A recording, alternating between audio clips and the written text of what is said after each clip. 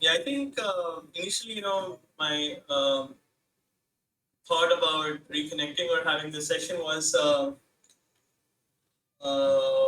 let's say I was lately feeling, I was having these certain feelings and I was not sure what to do with them or where do they arise from. For example, lately I've been feeling jealous of other people. I was talking to you, and I was like, that's weird, because usually I'm not a jealous person because I'm like, whoever has whatever they have, that's good for them. So yeah, I was wondering if I'm retrogressing in some way.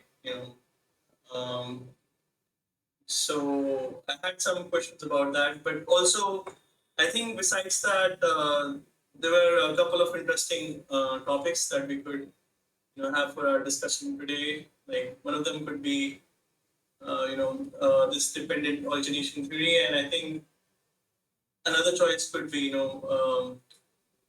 understanding vasanas, and how to effectively work on them. So uh, I'll let you guys decide what you want to touch on. No, we can go through everything. So this it's fair. Yeah. Okay, so the why we are jealous. Okay, what is jealousy? Jealousy, anger, pride, uh, and many other things are part of fear. Now, the fear is part of insecurity. As long as we have insecurity, we're going to have something or the other like this because nobody likes to be shaken up. So, if somebody gets something, it means that I have not got it. So, I have a fear, inherent fear that I don't know whether I'll get it or not. Can be anything. Let's say a promotion to a wage adjustment to even spirituality or whatever it can take. The basis of that is I'm holding on to something which I believe gives me security. So the two aspect to it is one is stability and other one is security. These two things are perceived. So everyone would like to have a very stable environment, and everyone would like to feel secure. This is the requirement of each one of us. So when certain things shake that up, instead of shaping it up, then the insecurity automatically comes. So there is this 10 armies of the Mara. There is one place where Buddha talks about it, and in that, the third one is Bhiru, which is fear. So it's one of the armies of the Mara, if you take it that way. If forget about Mara and all that, we are looking at it habitually, any person, any being would be looking at security and hence it wants stability. If someone gets something more than the other, then that stability is broken. It makes things pretty unstable and hence I am insecure. The moment I'm feeling insecure, so then from the unconscious mind, it creates a bubble and that comes out as, let's say, an aversion, and that aversion can be source of pride or jealousy. Since I have not got it, it turns out to be a jealous feeling. If I've got it, it gives me a pride feeling, right? So let's say now today I don't have the visa to come to the US. Now I want to be in the US, right? And then I get a sudden a call from someone saying that, hey Vilas, I want you to come to the US. And I say, I don't have a visa. And then they say that, don't worry, we will get you the visa quick. You just give us the passport and we'll get it for you. I say that, look, it's expired. They say that, don't worry. But there are no open window in the consulate, and they say that you don't have to worry, we'll take care of it, and everything gets in a jiffy. So then I have pride, which is a source of the same thing. So, and on one side was the unstable environment that became stable. So I felt very secure. So it makes it feel pride. And somebody else get the visa and I don't get it, and I don't know how things work. So I'd say that this is all political, this is all what I corrupted, and all of that I'm saying because it didn't work for me. So I feel jealous of this person who got something, because that's a cause of the same thing. It's a insecure, unstable environment. Yes. I'll start with the comment. Yes. Sure. Okay. So I think this, you said that this insecurity and fear. I think when someone else got something and we don't, from what I can observe, because we have this scarcity mindset, right? We feel like there's limited resource. If someone gets it, we're not gonna get it. Or let's say even Matt gets the fourth jhana or whatever, he got really good advanced. I'm feeling, oh, he's gonna be so good, and maybe I'm left behind, and I won't be having it, and maybe he's done, he's arhat, and I'm not arhat. What should I do? And all that. I don't know. I don't think it's conscious, but I think that's subconscious or unconscious fear that there's limited things for us to have. That's the Yes. jealousy and Yes. So the stemming of all of this is in the unconscious mind. So it's where all of this stems up. So all the defilements and experiences are stored in the unconscious existence. So then it comes into the subconscious. Then it becomes conscious. So when I were to manipulate things, it's in the unconscious, and then it comes into subconscious, and then becomes conscious. Okay. So the experience sometimes that I don't know how I became jealous. The experience sometimes I don't know how I got in angry, because I don't feel angry at anyone, and then suddenly it happened.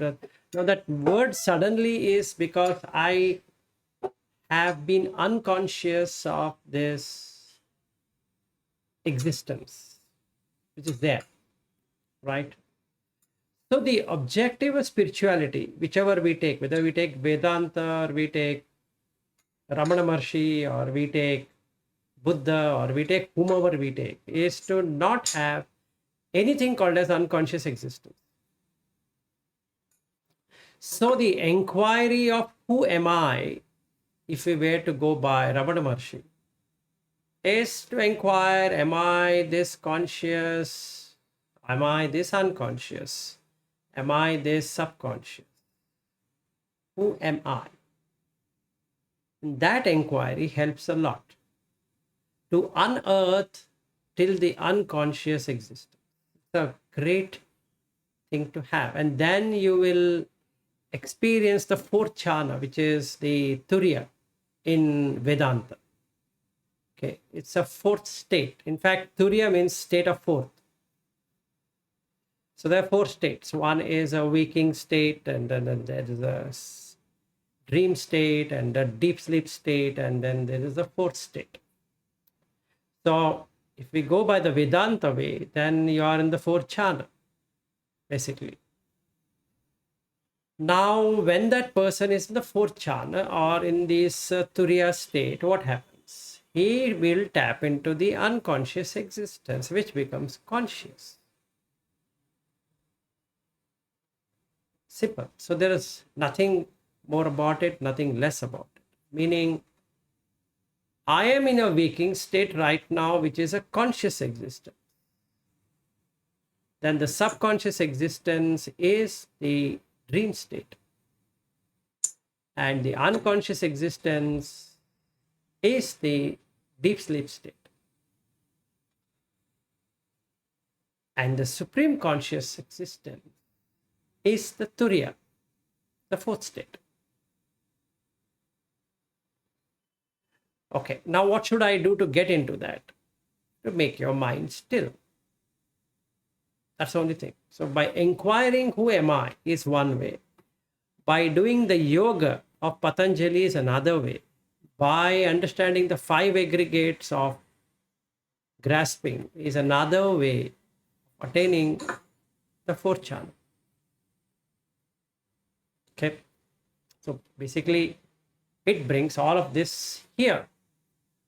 Now, one extra thing about Buddha teaching is on the Paticsamutpada or dependent origination.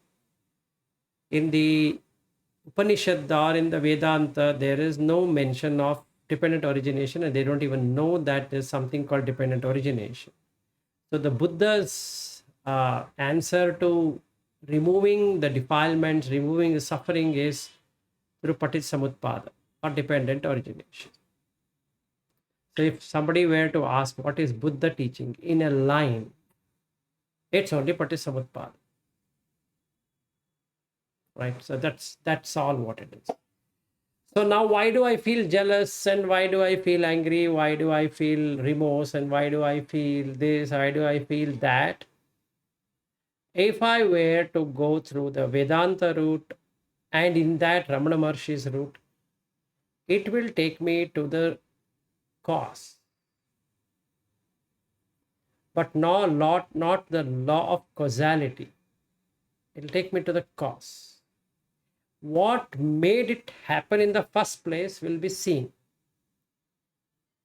But it does not lead to removal of it. You can see it, it's there. Right? And then you have to do something to remove it. And that something is through Paticsamutpada.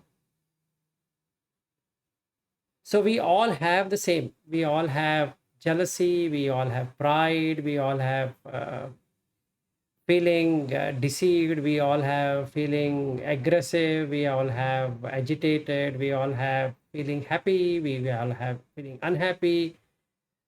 Everyone has opinionated, we all have views, we all have everything, whatever we should have. Okay, that has got nothing to do with anything because we are in the waking world. That means the five senses take over all the experience. We should have all of this. In the dream state, they're attenuated. So majority of us have a dream state in the waking. So we continue the dream forever. Why? Because I think India exists and US exists and this state exists and that exists and I am working here, I am doing this, I am doing that, I have a wife, I have a child, I have to do this. All that is a dream state actually. But in the waking world, because I can sense, I can see a wife, even though I'm just seeing a body, but I see a wife. I'm again seeing another body, but I say that's my son. And I see another one, I say this is my office. Okay, I'll give you an analogy, a nice analogy. On the way to the airport in Bangalore, so ABB has taken two buildings. As soon as we take a flyover, and then on the left hand side and the right hand side, they had two boards, big boards, which talk about ABB, right? No matter how much I try not to look at it, the eyes will automatically go at it. Why? Because the impression is there that I'm working for that company. Same thing in your case, Ariu, that you are working in Google. So anywhere you see Google logo, you feel you're connected with that, right? And that's a dream state, which is the subconscious state. You cannot do anything about it. It keeps on coming. Now that Chirag is married, and if somebody were to ask, are you married? Consciously, he's married. Subconsciously, also he's married. Previously, he was not married. Subconsciously. Consciously, he knew that this girl and whatever he was having a relationship, now the conscious and subconscious, he has marriage. Like that, each experience. So, once we have a subconscious experience, that gets driven into the unconscious experience. So, unconsciously, also, I'm married, you are married, Chirag is married, and so everyone. Now you cannot remove it. Yes, Chirag. So did you say a subconscious experience that we have gets driven into the unconscious? Yes. So what happens? The jealousy would be stored in the unconscious and it comes to the subconscious because of a particular condition coming there. And the situation remains the same, but the condition changes. And since the condition has changed, the bubble comes from the unconscious to the subconscious. And from subconscious, it comes to the conscious. Then that's the feeling what you get. I'm feeling jealous. Does it also happen the other way? So because like what I understand is, I mean, for example, obviously there might be some, let's say, primordial vasanas, which have already existed before Yes. your birth and so on. Yes. But what about new vasanas being created in the unconscious minds, where something goes? Let's say maybe you were not at all a jealous person before, but suddenly maybe after 30 years you start to notice that you started developing some jealousy, and like so. I was just wondering, like let's say if I experience jealousy, know like, is it something suddenly is trying to express itself in the form of a bubble, or it's also possible that something has changed in my mind that started to become jealous, and now it's forming a pattern into my deep unconscious mind. It's getting filtered down, or it's seeping down into my unconscious. See, it's like this. First and foremost, we don't know the unconscious existence of the mind. The chitta, being unconscious by itself, which is called as vinyana, doesn't know where it is. Okay. What becomes aware through the five senses is the conscious existence. So it's pretty hard to say whether that vasana was developed earlier and popped up now, or the vasana got developed now and it popped up immediately. We don't know. But vasana, what is vasana? It's from a Sanskrit word to smell. Smelling. Like a code smell, if we were to use that, right? So something like that. So what it means is that it follows wherever it is at a given situation and for a given condition. When that conditionality is changed, that vasana, that smell comes out. Now you might ask a question, did I create it now? If the intention is pretty strong, that vasana gets developed right now. You might not have it, or you didn't get a condition enough for the previous vasana to come out on the surface. So it can work in two ways. One, the situation came. For the situation to come, the condition has to change. And this is where, Chirag, we get a feeling of security.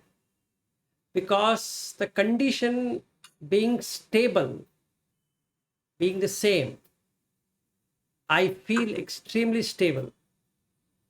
And because I'm extremely stable, there's nothing which is shaking up the unconscious existence. So the mind latches onto it, making it permanent, if I were to say. Right? So now I never had jealousy. But condition changes, situation remaining the same. Since the condition is changed, the situation cannot be the same now. And hence, what was stored in the unconscious existence popped up.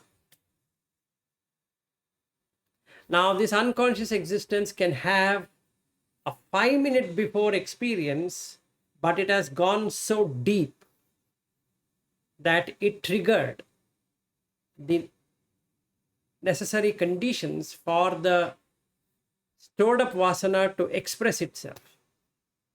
And here I am feeling jealous. Meaning, when I say jealous, what really happens? I feel something about it. It's just a feeling. If I let go of that feeling, I just observe it. Don't react to it. Just observe that contracting feeling which comes up in the heart. If I just don't question it, if I just don't manipulate it, if I just don't do anything about it, and I accept, wow, I'm feeling jealous, and that's it, it goes away. Yes. So usually I do that, because let's say I have an intense, some kind of a negative emotion. I notice it comes up. I'm like, oh, okay, I'm feeling this and this is weird. Then it goes away. Then it keeps coming up. Then it goes away. So I'm thinking, do I need to do something more? Because No, you need to be aware. So this is where we need to bring our awareness. And the awareness is, what is awareness? Awareness is a third state in the meditation. The first state is to be focused on the object. The problem with all of us that we don't have an object for meditation. So I'll give an example. Let's say I'm following Soham. So in the in breath, hum in the out breath, keep on doing that. So hum, like that. I have an object. Now, if I hold on to that object instead of the thought, then the thought will die down, since the energy or that space is taken over by Soham. Okay. Now, since I don't have any object to meditate, I become that object, meaning jealousy or pride or feeling discomfort or whatever that is, right? Because I don't have an object, truly. So the sati, or in Sanskrit smriti, or mindfulness in English, doesn't get established because two things are required. One is awareness, one is mindfulness. So the focus is gone, like this camera which is recording. I need to be focusing my face if I want this whole expression to come. If I turn toward the side, then there's no focus. But the camera is not bothered about my focus. I am bothered about the focus. So the difference between camera and me is that I can feel that I am out of focus. The camera doesn't feel anything called as out of focus. Whatever is there on the background, it will take. Now the camera is attending to me, attending to this object. It doesn't feel.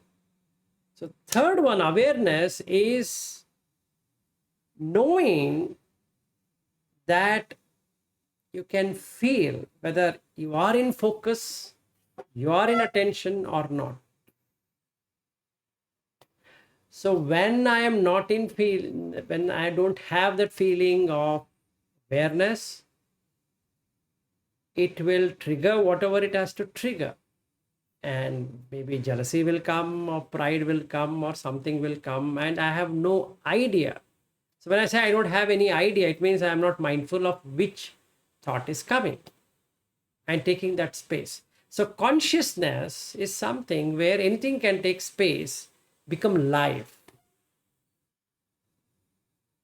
So we become live. Okay. And after that event, that liveness is dead. So when this triggers, if I'm able to be watchful, meaning become aware, wow, this has come. Why? Jealousy is come. Then the moment it is recognized, the mind moves away from the unconscious existence, becomes totally conscious. In a conscious existence, pride cannot exist, then jealousy cannot exist. So it loses the strength. Doesn't mean that the jealousy goes away, but I'm watching it. In the chitta, it's gone. Yes. Yeah, Ari. Okay. So can I have a very simple explanation Yeah, go ahead. that maybe if you do have a meditation object, then you as consciousness is this. So when something else arises, that becomes that. So in this simple relationship, this anatta, this is not myself, can be seen. Yes. But if I don't have this, that becomes this. This consciousness becomes that. So in that, the anatta cannot be seen. Yes. Hence, I hold on to it. Yes, because whatever we hold on to becomes that. So now I become jealous. So now I'm saying I'm jealous, right? I am taking jealousy as mine. I myself is jealous. So now nobody can do anything to me because I'm jealous. Like I'm happy, I'm sad, I am this, I am that. So that I am with that will come. So whether we take a, yeah, go ahead. So I was just saying, maybe the goal is then to not be possessed by these tendencies when they come up. Yes. Because if you become that, then it starts multiplying. But let's say, alternatively, if you have some other object, a neutral object as a focus, then you don't become that, and you can diffuse it more often than not. What happens here, Chirag, is that you will watch it, and because you are watching it, it becomes like a particle, and when it becomes a particle, it drops off. So in, if you were to put in a very scientific way, we can explain this in two ways. The neuroplasticity is one way of looking at it, and quantum mechanics is another way of looking at it. If we take the neuroplasticity, it means that as long as there are synapses, right, there is a connection.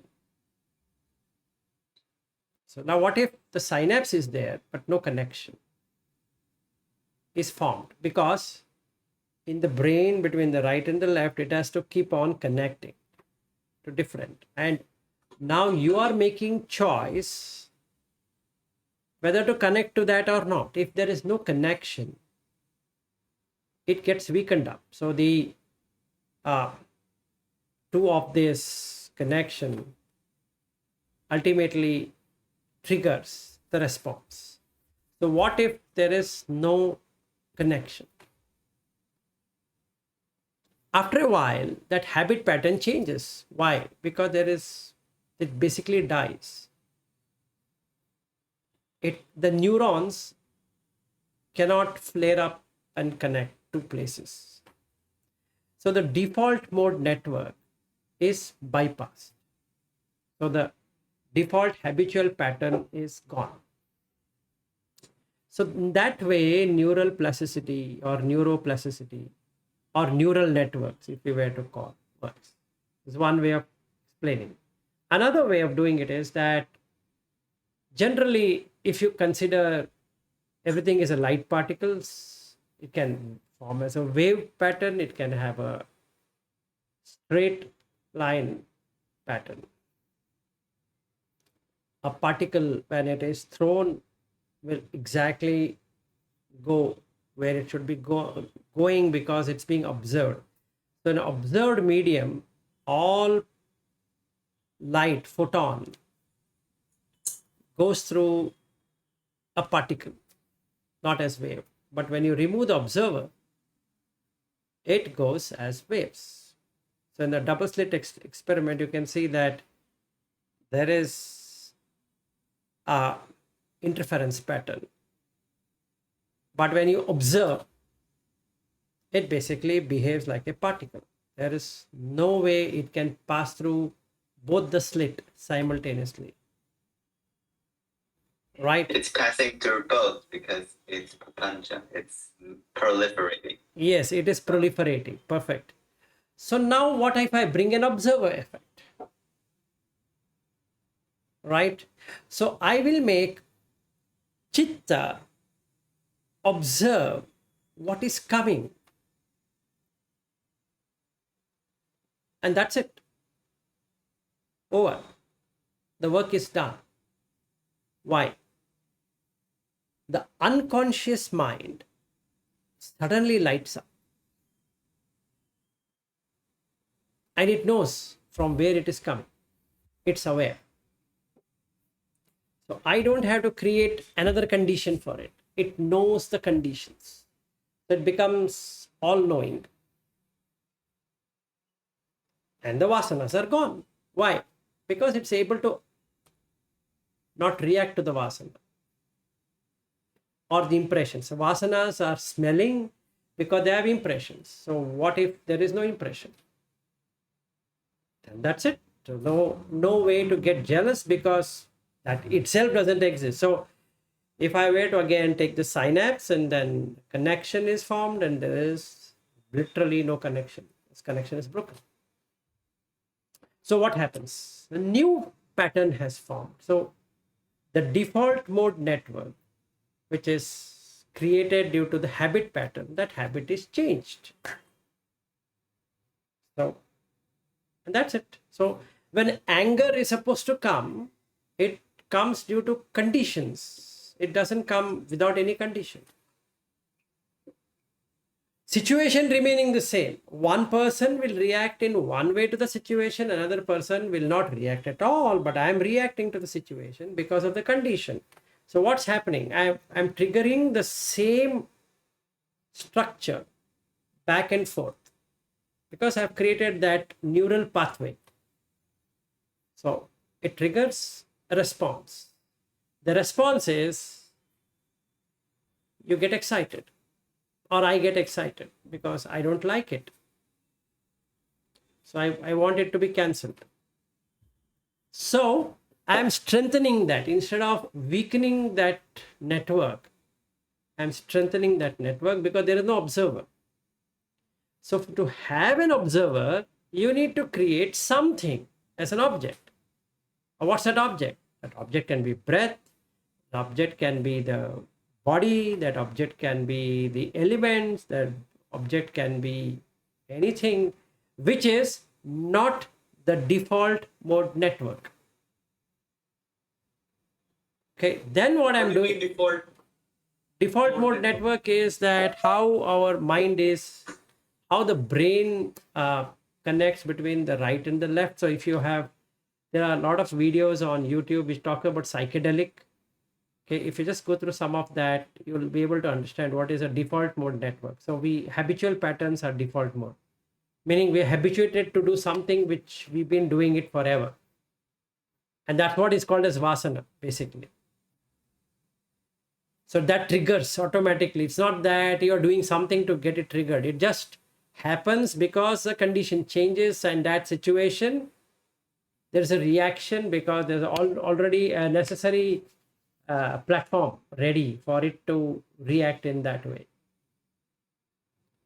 So there's no action, there is only reaction. So there is, if we were to take Vedanta, it talks about viveka, discrimination. Even in Buddha teaching, it talks about viveka. It means that you now try to disconnect these two networks, just formed as an habit. By observing. So when an observer effect is put in place, the vasanas don't get energy. So basically it drops off.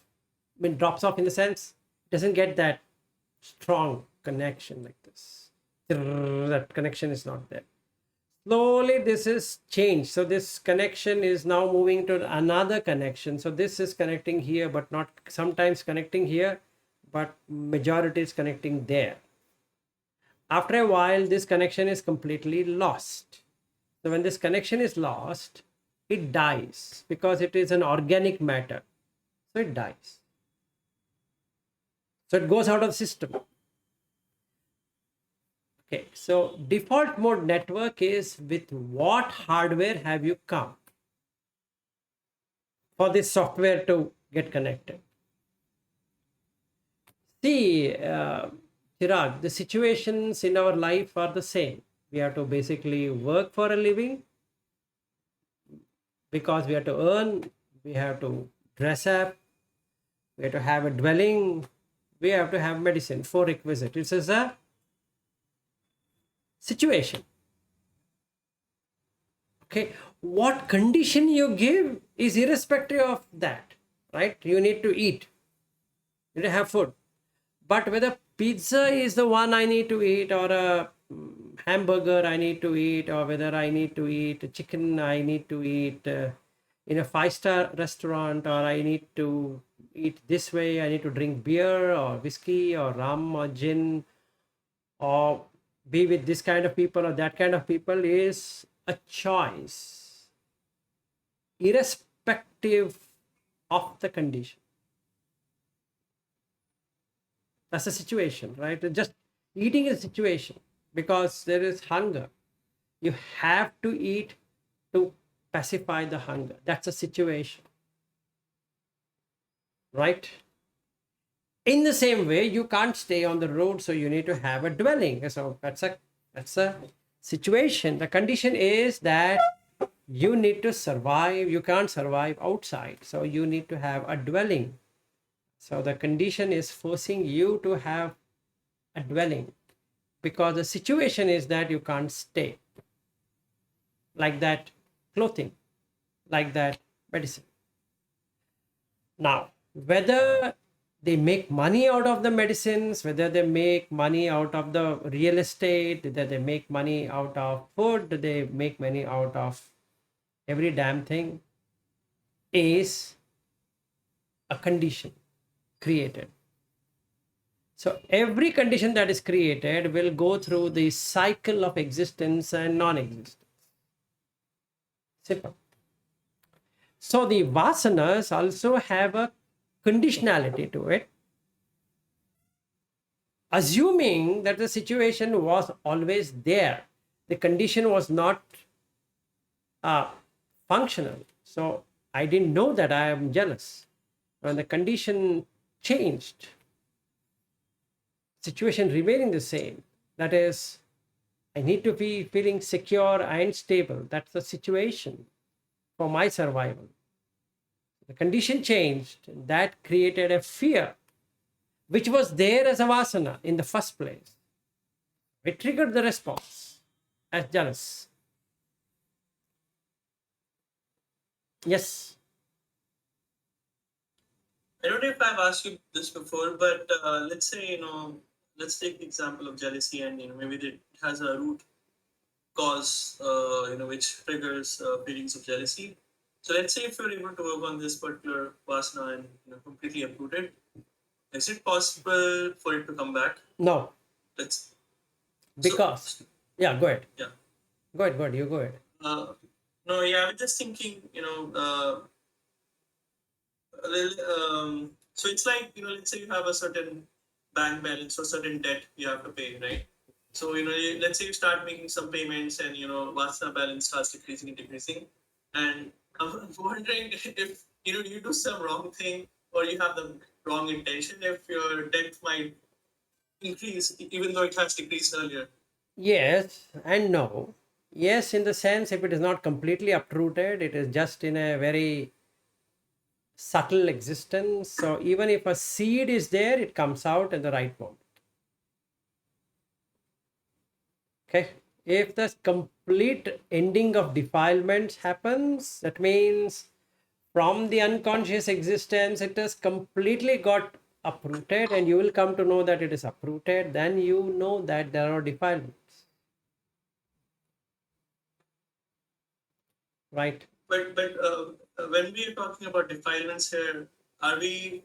I mean, obviously, like I don't know what different kinds of defilements are there. But let's say there are defilements related to different negative things. Maybe there's a defilement related to jealousy. So let's say if you were to completely approve the defilement related to jealousy, does that mean that you will never get jealous again, or you have to No, approve it's all not the like different that. defilements? No, I think you're misunderstood. If you remove the requirement for getting into fear, if you would have addressed the fear completely, then you will never feel jealous. Because one of the key things for you to get into jealousy is insecurity. It's not, jealousy is itself a defilement. The feeling of jealous is a response to the fear. Why? Because there is a value to it. Whatever we value in life, Chirag, we either fear of losing it or we start storing it. Only two things we can do. Whatever is valuable, What was the first thing? You said second one is storing it. Oh, whatever, fear of losing it or fear of storing? I didn't get it. Can you Yeah. repeat? Fear of losing it. say, whatever you value in life, whatever it can be, whatever you give value, you give $100 value to it. You have a fear of losing it because it's valuable, and because of that you keep on storing it. So either you fear have a fear of losing it and you want to accumulate it. Okay, let's take an example, various example. Job gives what? Gives money. That's all it can do. Can't do anything more than that. I go to work because I have to sustain my living. So there are two ways of living: earning for living or living for earning. Actually, I started working because I need to earn for a living. But what it transforms itself into is living for earning. I'm living because I need to earn. Actually, it is earning for living. Now, earning for living has no value because you know for sure you're just earning for a living, and there's no other way of living as a human being except for earning for a living. You have to go and buy something. Whether you're making your things comfortable or you're having uncomfortable, it doesn't matter. You still have to earn for a living. Or somebody has to feed you. There are only two choices. And nobody wants to feed you, so you have to earn for a living. And that's fair. Right? Whereas I'm living for earning is a value driven system. I need to push myself. So when I push myself, I need to compete with someone. I need to compare with someone. These are two things I need to do because I'm living for earning. Earning doesn't mean only money. Earning for title, earning for position, earning for recognition, earning for whatever it is, right? So all of those earnings are value driven. So organization would like you to value that and work, irrespective of whether you consider it to be valuable or not. So I get into this thinking that it's the most valuable thing. So there is a fear of losing that already embedded in it because it's not real. Living, earning for living is real. You need to do that. There's no way I can, if I'm in India or in America or whichever country I am in, I need to earn. So I need to have a car, I need to drive, I need to go to the store, I need to buy, I need to maintain, I need to paint this home, I need to do all kind of things because I need to sustain the living. Fair. That's fair, right? So now I'm happy doing whatever I'm doing because I don't have anything to compare with. I don't have anything to criticize. I don't have anything to compete with anyone. So there's no jealousy, there's no pride, there's no all of that. Because I have agreed that as a human being, to live in this world, I need to earn for a living. So whatever skill I have got, I will use that skill to contribute so that I can earn for a living. Over. But living for an earning, or rather, earning for a living and living for earning.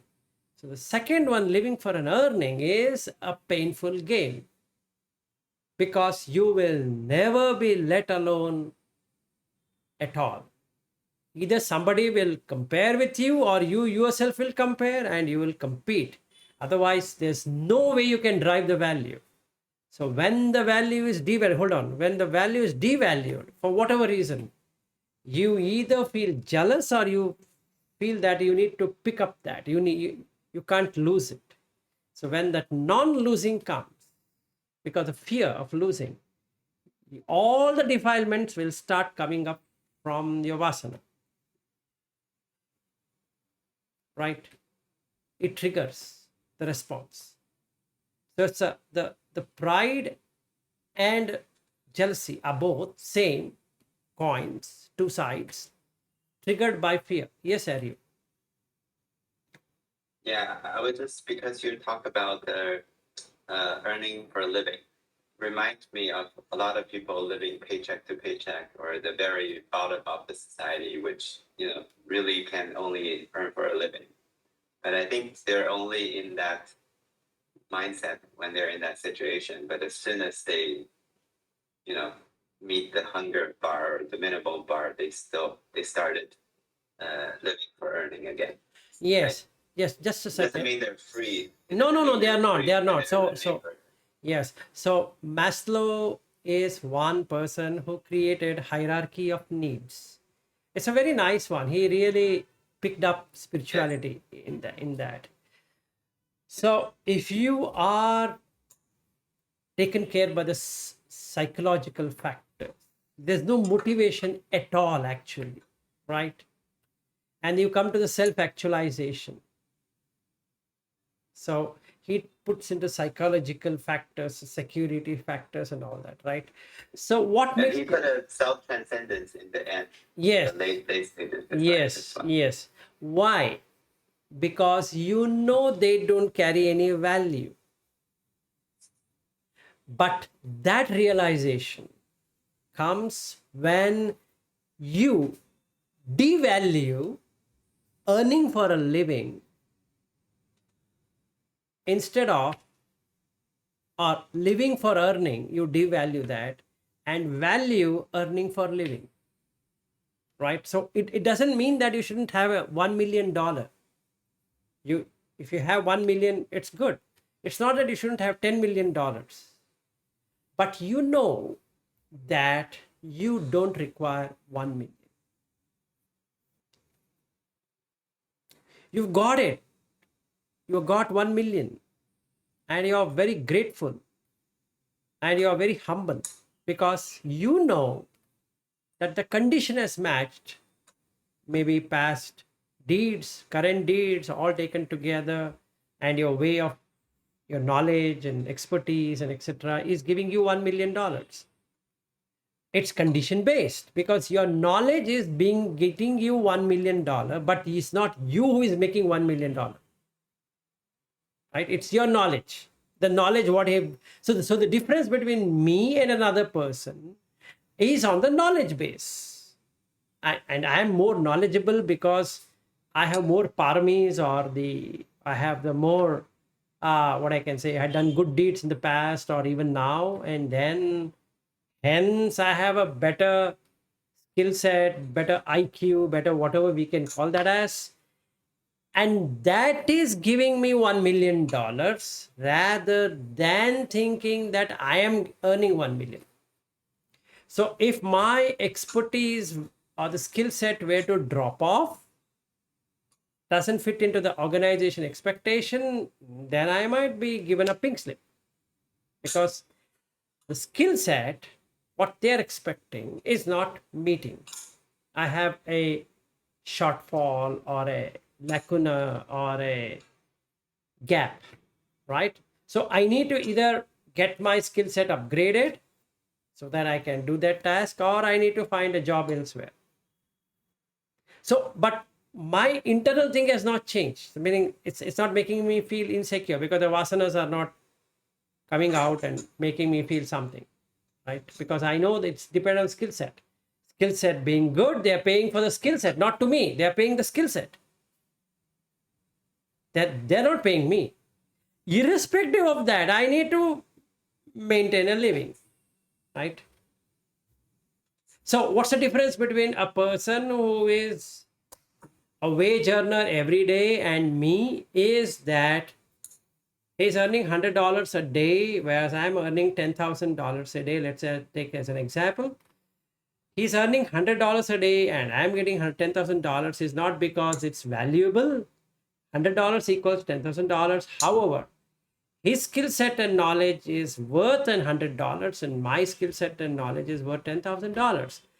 If I didn't have this expertise, they would have paid me $100. So then there's no pride or no jealousy, because it is driven by task. In fact, that's what they put in the job description. Can you do all of these? And they say yes. Do you have the expertise in doing it? I say yes. Okay, here's a deal. We'll give you 4 million per annum. And that's it. And they say that, hey, Vilas, it's been a year, you didn't perform. It's not I didn't perform, it's the skill set failed. I don't have anything to do with performance or non-performance. It didn't meet the requirement. So now what happened? There is no vasana to trigger either a pride feeling or a remorse feeling or a jealousy feeling or any of these feelings. I'm going precisely by what I have agreed to deliver and I couldn't deliver. So they said, hey, Vilas, thank you so much that you contributed to the company's growth and now we have to let you go. Extremely sorry. And I say, okay, thank you so much. Over, bye-bye. Why? The skill set didn't match. So am I now angry with myself? No. Am I feeling bad about myself? No. Or they say, hey, Vilas, you're good. So we are making you the director. What do you think? Think nothing, because they felt my skill set is to the level of a director. So I can manage more teams, I can manage more things. And they say, you know what, we were paying you pretty less. So now we have decided to raise your wage by another 30%. What do you think? I don't have to think anything. I say, oh, wow, good, excellent. Because I can't tell that HR guy that I don't feel anything motivated. I should say, yes, so nice, is it? Oh, you've given me so much. Oh, good. I was waiting for it, but internally I don't feel anything. Stupid guys. Because there is nothing to trigger. There's no trigger. There's no unconscious existence. So I'm just going by what they're trying to do. They are praising the skill set and they are condemning the skill set. They're not praising me, nor they are condemning me. Right? Yes. Yeah, Eric. Yeah, sorry, I keep having this thought. I just want to shift a little bit. I mean, I can kind of understand Chira, because previously you were by yourself, right?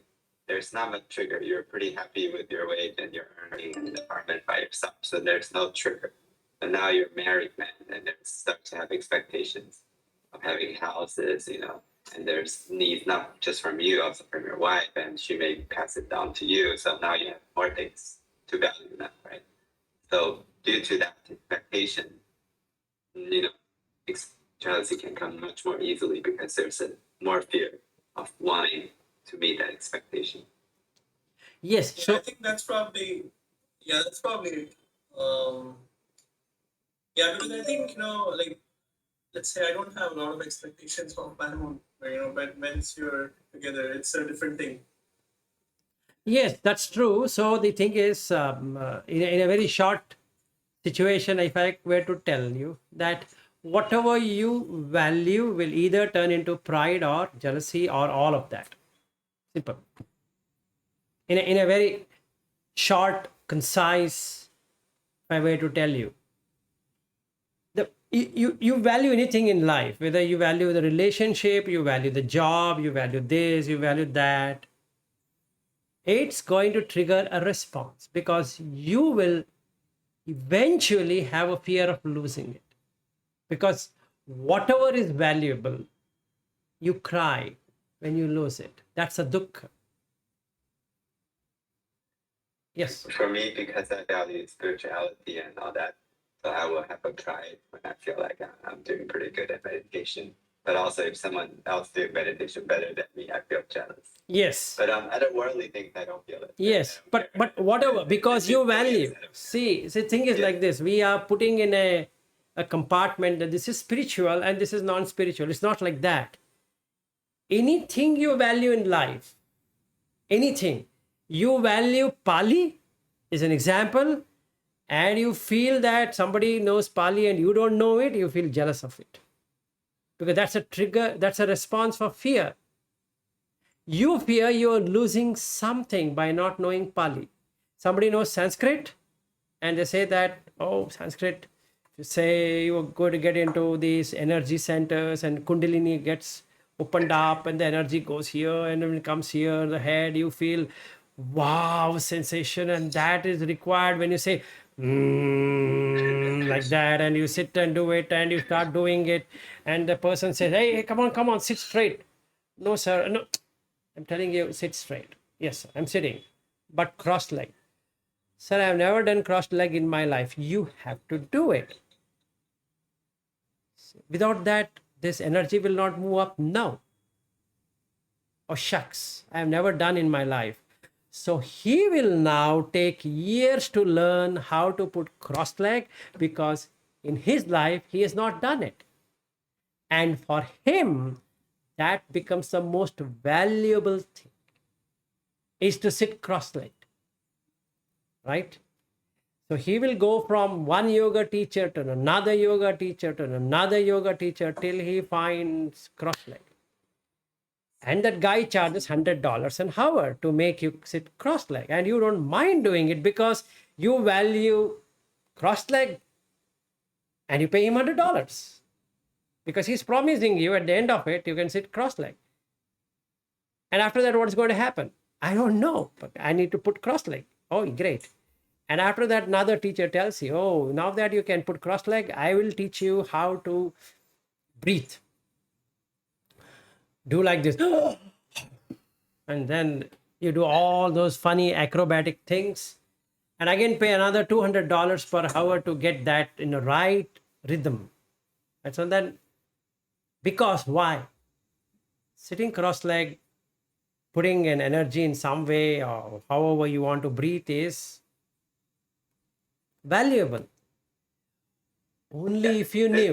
This me and Chirag has done plenty of paying for spirituality. Yeah, I know that. So I'm yes, I know that. So it is if you knew that except you, nothing is valuable, you won't have done anything of that because we put value onto something, we require returns out of it.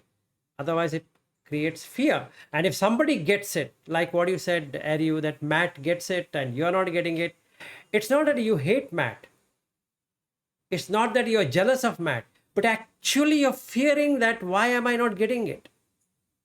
That internal fear creates restlessness. And that it's projected outwards. That comes either as pride if you get it or jealous if you don't get it, right? And if I'm able to sit cross-legged, and say, I'll just show you right away. I can sit like this on the chair, and in the airports, I do this. Even on the flight, I do it. I sit like this for hours, and then the person sitting next to me, you'll feel that how can he fit himself into a small seat? And I can sit like this. I don't mind. I can close my eyes and sit and wait. And other people's watching and feel that, Only if I could do it. That damn guy doesn't know what I'm thinking in my head. Right? We cannot see your legs though. We cannot see your legs though because the camera keeps auto focusing. Now I need to put a focus.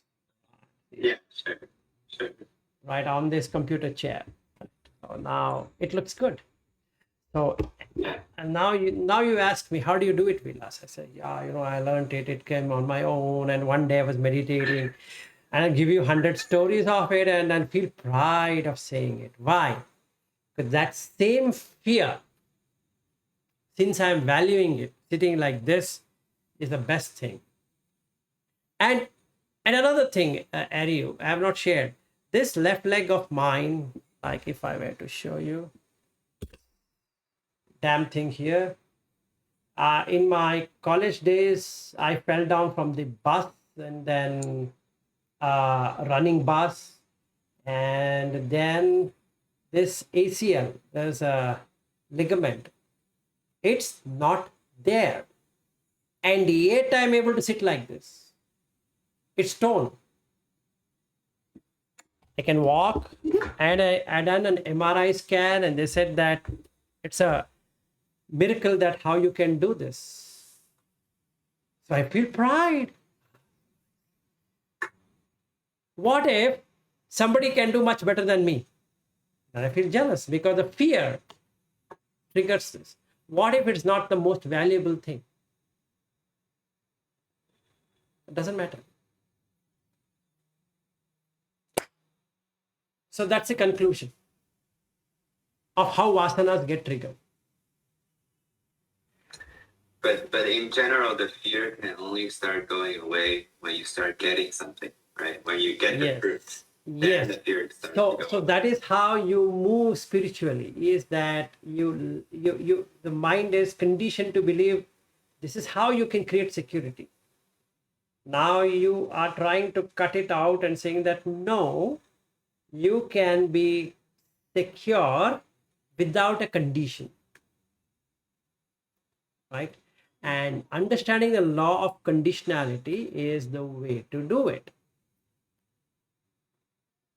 What triggers what, and what triggers what, and what triggers what. And this 12 link cycle, what Buddha talks about, is on that.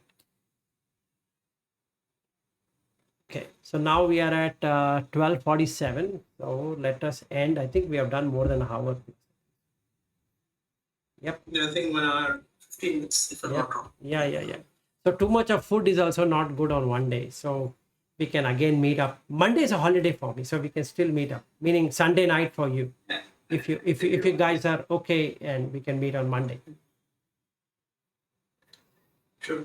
Yeah, well, before we go, I just wanted to ask you, what are some, for example, I met very recently, and we were discussing about having an object that you can, focus on, like even when you're living your ordinary life. So one question was, what are the objects that are valid for that focus? And I was telling you, like sometimes what I do is I don't focus on, let's say, like a physical object, but it's more like, being present or aware. So let's say anything that comes up, I become aware of it and process it. But then everyone's like, it needs to be a fixed object. It's like It this. cannot. Sorry, Yeah. go ahead. You first finish. No, I guess I was just, yeah, I was just thinking, like, for me, because, like, in the past, I think there have been times where I've tried to look at breath as an object, but I think what happens is, whenever I focus on the breath, I think I end up focusing too hard, and or at least I start feeling tension in my belly and so on. So it hasn't gone that well for me. I think I can try again. But then I was thinking, are there other There are objects? various objects. So it depends on which school of thought you would like to go. So first thing is that we need to finalize on what school of thought you want to go. You want to go the Vedanta way, or you want to go on the Ramana Maharshi way, you want to go on Buddha way, you want to go on whatever way. But care should be taken that we don't short circuit things. That means I take something from here, something from here, something from here, and create one masala thing, right? So that will not work. So what are the objects? What do you mean by object? Object is something which you can hold it like this, irrespective of what is happening as a condition. Meaning, if I see my wife, I know she's my wife as a knowing, but also I'm aware that she's not my wife. You got the point? She's doing the role of a wife as I'm doing the role of a husband. So there's nothing called as she's really my wife. Just like in the office, I know that I'm not an employee really, but I'm playing the role of an employee. Got the point? So to get into that kind of third party mindset, whatever you want to take an object is fine. You can take breath, you can take stomach going up and down, you can take the body movements, you can take the 20 parts of the solid, 12 parts of the liquid in the body, and you can take few of them like teeth or eyes or ear, whatever you want to take. You can take and be without object for continuous spectrum. Say all the waking hours, including the sleeping hours, and in deep sleep you can't do anything, but otherwise you basically are with that object. But let's say you take the teeth. When you're not seeing any human being, how can you still keep the teeth? You just be aware of your own teeth. Yeah, why not? I can be doing that. Okay. It's an art of doing it, right? And anything you speak, the teeth is holding it. Otherwise, I would have been, if there were no teeth, I would have been speaking like this. Because that teeth is the one which is giving you that nice flow of words. So I know it is conditioned. My speech is conditioned by the teeth, right? I can do the Patisamutpada using that teeth itself. So whatever way. So what I'm trying to say is that we need to hold on to the object and we need to remember that object. It's not about the object has a problem, it is the remembrance has a problem. That means I don't have the sati or the smriti in a well state. So when a trigger happens, it removes the object and it takes space. So let's say I am following Vimala Ramsey's 6 hours. There's one object. What object? Joy of a thought which you have enjoyed life, eating an ice cream or had a promotion or you came to America to work, you got your H1B visa. Like in the case of Ariu, now he's even more a better person. No need for H1B visa. He is a citizen of America, right? So he can take that, the effort what he has put during his schooling and this and that, and say, wow, this was the moment I was waiting for in my life. As an example, Ariu. Then no other thought. You don't allow any other thought to take that space. Basically done with it. But in this case, Chirag has to work, right? Chirag has to send emails, read documents, read papers, and do all that stuff. And this thought can That work is work, but this thought remains as a witness. Right? So what happens? That his employer, one of his manager, comes and blasts Chirag. Yeah. And Chirag remembers his good life of H1B visa. even though he's losing it. Even though he's losing it, right? Even though he's losing it, even though he's married and his wife is having H4 or H1 or whatever she has, and if she's working, then she has H1B. Otherwise, she has H4 as a dependent. So now, if that's not true, let's say, then he remembers that, and he's not unhappy. at all. It didn't make any difference to him because he knows he can get another company where he can retain his H1B visa.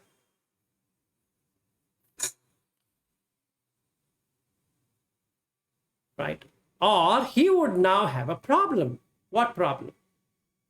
Somebody whom he knew from the Indian community, had come at the same time as Chirag. Their citizenship has got processed, or green card. And that makes me really frustrated. Generally, it takes 10 to 15 years to get a green card. And that stupid guy, I don't know what he did, he got it in 7 years. How on the earth can happen? Right? How can he get it? This is where I find the corruption has seeped in, and all these things will be flowing in Chirag's mind. But because he couldn't get the green card. Or let's say he was a Chinese, his friend is a Chinese, and then, you know what? Because he's a Chinese, he got it. Or what else can make it happen? Because I've questioned every damn person who's in America. How long does it take to process a green card? And all have said 10 to 15 years after applying. It goes in the line, and there's a huge backlog, and it doesn't get processed, and so many questions. Till that time, you have to go on H1B visa, and then renewal is a problem. So you shouldn't get out of the country. Even if H1B is expired, you stay because you come out and there's no entry back. So you need to get your H1B processed before you move out of the country. And you applied for green card, and that cancels out your H1B visa status, and that means you have to wait longer now getting out of the country, because if you get out of the country, there becomes a problem. So what to do? Hold on tight, and it goes on a lottery system. And shucks, my friend got it. I didn't get it. Right? So now what happens? That triggers a response, fear. So all the vasanas comes in. Now what he should do? Well, have a happiness thought. Not he should talk to himself, it's good that I didn't get the visa. No, not that. It's about bringing the happy moment so that this doesn't get energy. So it drops off. So it looks like, I mean, let's say if we were to understand like the functionality of having this focus, so I think like one way it helps us preventing all these thoughts from possessing us and gaining energy. And I think is that mostly it, or is there something else? Like concentration on one object for a long time. Does it have any other functionality? Nothing. See, it will develop the other two things: awareness and mindfulness. Okay, got it. So you focus and have an attention on that object, just like this camera is focusing on this object and it is attending. What if this camera becomes aware, sentient, right? What happens? It knows everything what is happening around it. When the object moves away, camera moves. The object, like what this guy, I have connected this to Mac. So when I'm moving my head in this guy, also changes. It changes the direction. Because it's becoming aware that this object is moving. Hey, come on, it's moving. So it moves along with it. What if it moves exactly synchronized? It becomes aware. And once it is aware, it will always be mindful. Meaning mindful. Mind has this object completely, no space. So there's only happiness because it's not distracted. So there's the sight doesn't go near another object. Oh, say, eyes doesn't go to another object, ears doesn't go to another object, nose doesn't go to one object, tongue doesn't go to another object, body doesn't go to another object, the mind doesn't go to another object. Yes. And I would think the other functionality is that because you're mindful and you're only on this, the mind gets into samadhi and Yes, you can I was the about to jhana. cover that. Yes, I was about to cover that. That you are established in samma samadhi, proper samadhi, because eyes, ear, nose, tongue, body, and the mind are in your control. This is what is indriya samvara, meaning controlling, guarding the sense. Sense is in your control.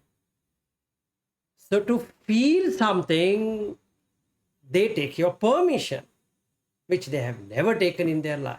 Eyes have never taken a permission in your life. Should I feel sad about this or should I feel happy about this?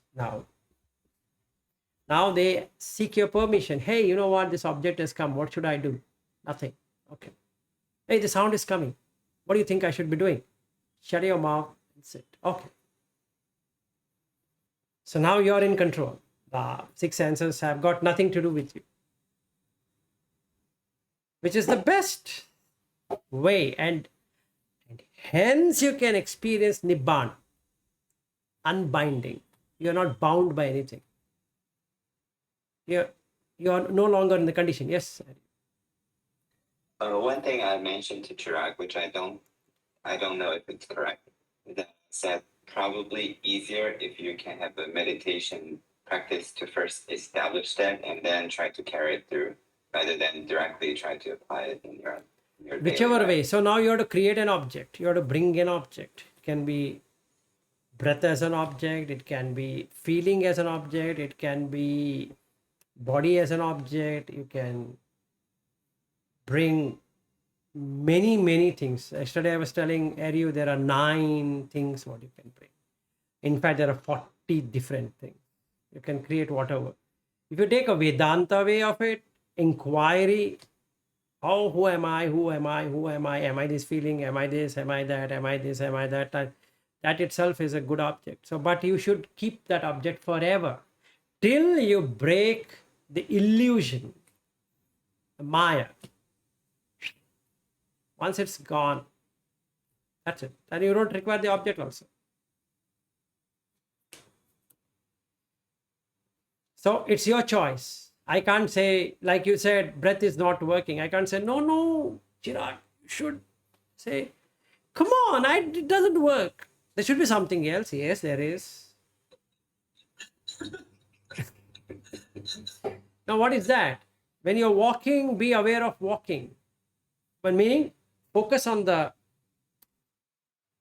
leg touching the floor, hot or cold, bending, stretching like that. Attention comes there. Then you become aware of the temperature between what is there on the ground and what is there on the feet. And you become mindful of what? This whole body is like a machine.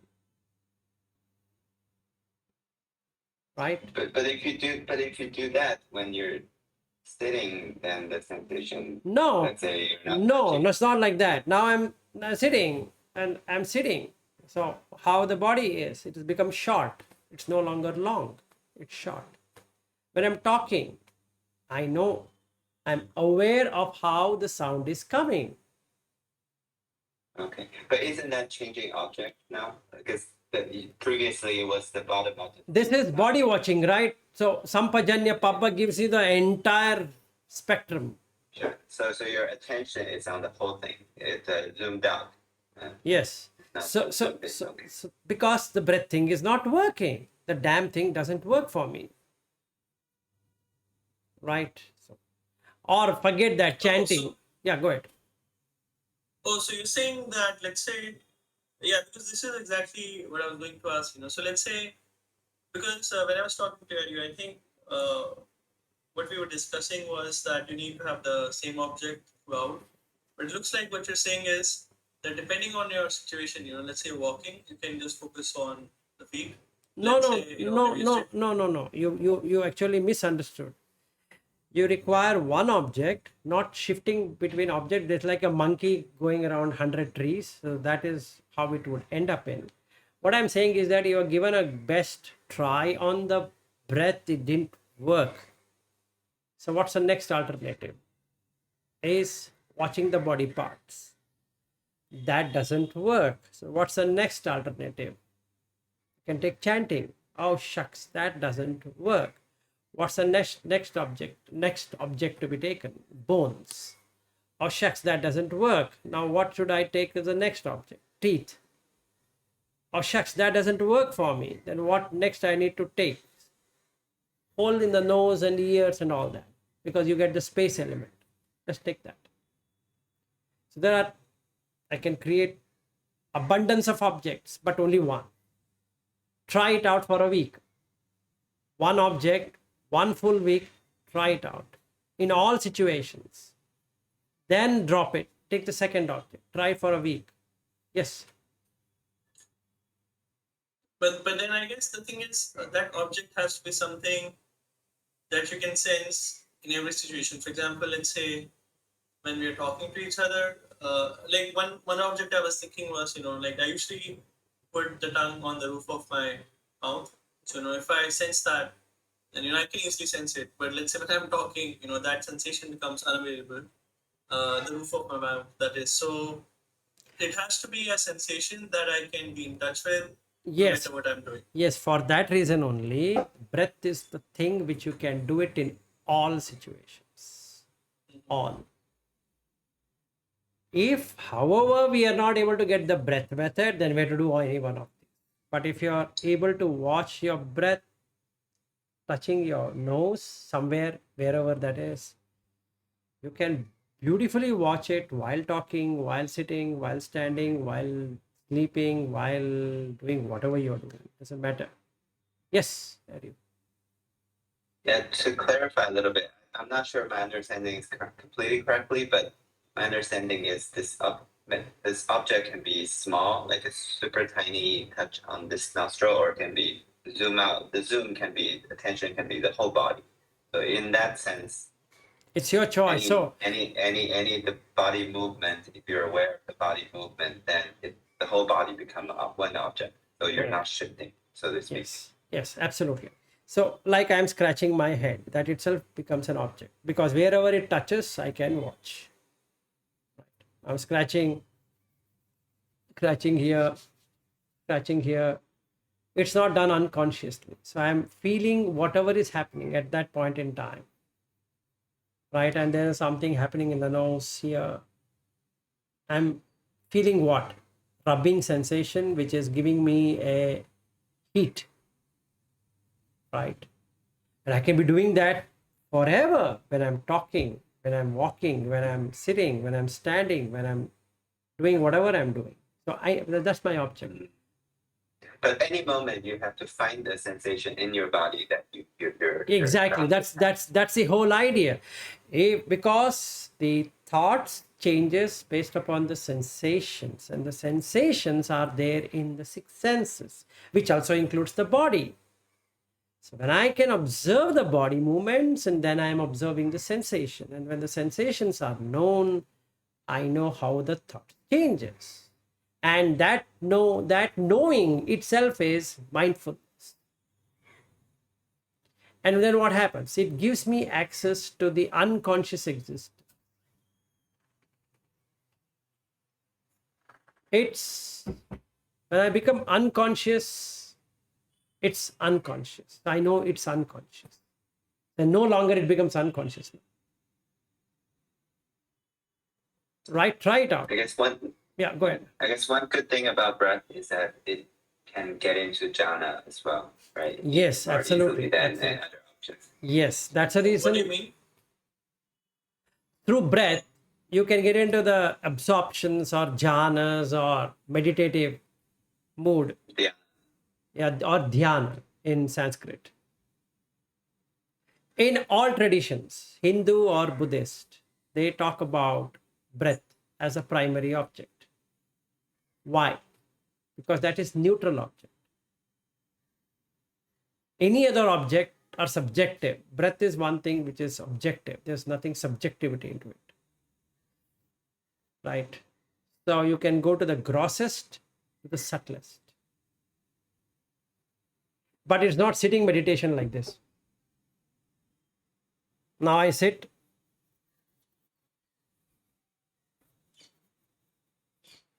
That's not the thing. Right?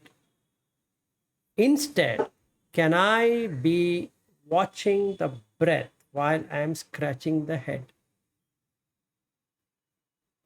Can I be watching the breath when I am putting the food in the mouth?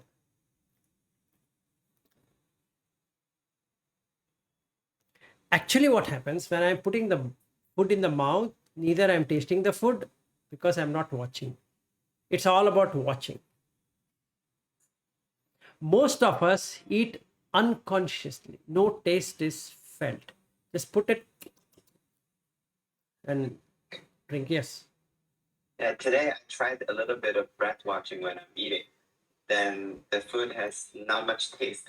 And Yes. I started craving the taste, so I don't want to watch because I want to get the taste. Exactly. So you will feel nothing if you are watching the breath.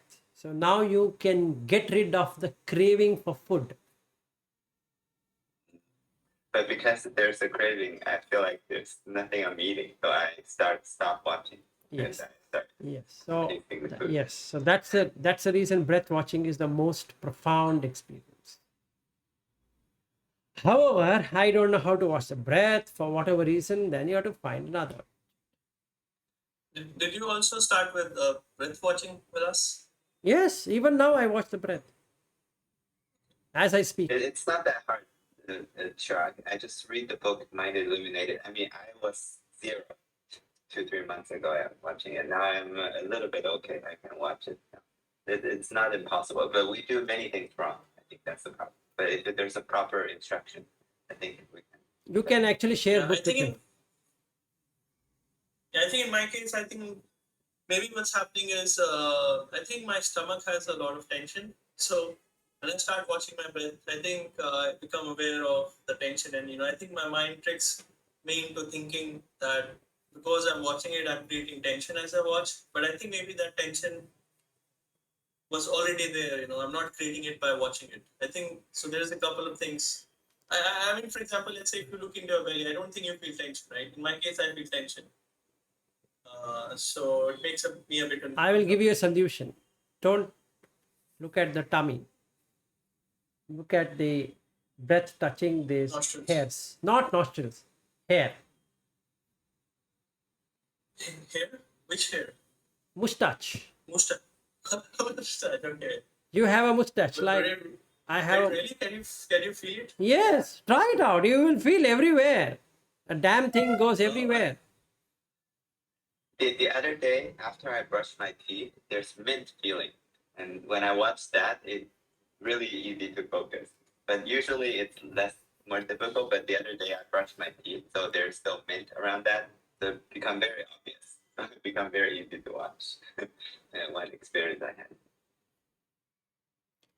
Okay, then let's end for today. It's already 1:13 here. Just like 12:45 and odd for you. Okay, good night and have a good sleep. Yeah, thank you, Vilas and you. Yeah, Thank so you. Monday we can meet again on the continuation of it. And so Monday in the sense that it will be Monday, Ariu, you are joining in the morning, early in the morning. Yeah, well, we'll see if Chirag has follow-up questions. Yeah, it's available. Yeah, Sorry, Monday 8:30 means 8 p.m. US time. So we are continuing on the meditation session. Chirag, if you want, you can join. Absolutely fair. You'll get to know what we are doing, and then later in the night we can continue on what we are talking. What time is it? 8 p.m. 8 on p.m. Monday or Sunday? Sunday night for you. Okay. Sunday yeah, night. the whole group is meeting. I will share the link. Anyways, on YouTube, anyways. Yep. It will be. Okay. Yeah, All sounds right. good. Okay. Good night to both of you. Bye bye.